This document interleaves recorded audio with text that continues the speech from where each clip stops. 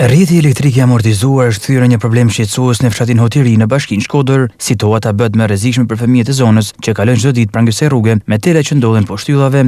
Banorët shprehin të shqetësuar për këtë situatë e krijuar prej vitesh. Ato kërkojnë ndërhyrje në rrjetin elektrik, edhe pse kanë bërë kërkesa deri tani nuk kanë marrë asnjë zgjidhje. Ndërkohë fatuarit e energjisë shprehin se i paguajnë rregullisht. Banorët theksojnë se duhen marrë masa në mënyrë që të parandalohet ndonjë rrezik që mund krijohet.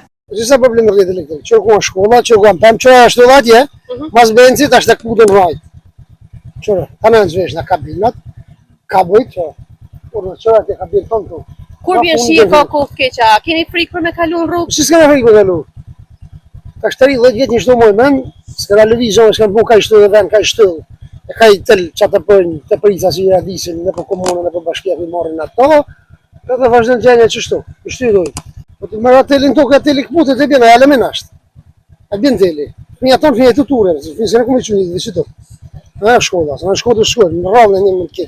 Me fëmijë që në Shkodër, ose rrjeti është 0.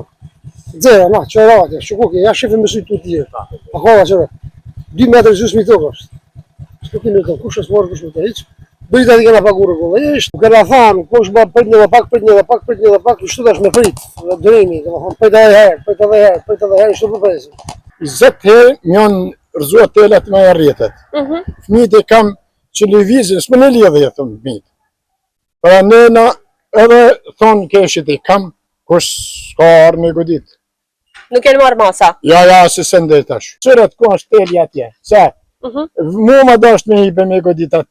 Me bon se me kanë qifteli, kër frenë telat, bohen bashkëmi me tjetën bjën teli. Ka kalën një njëri kësajda më thot, o zot një atë, janë kanë arë telat në rjetë. Ati e qysë janë vo, kësë janë me. Teli këto, pare 100 vjetëve, me këtë se i lidhet, me këtë transformatorin, mërë zua më ndjek shpinë. Jo, në zjanit keqet, po është katastrofë për hotin. Ashtë shumë rëzik për fëmin, për gjdo kalimtar. Telat janë shumë poshtë, unë do të kisha dëshirë të bëj thirrje për atë vecet.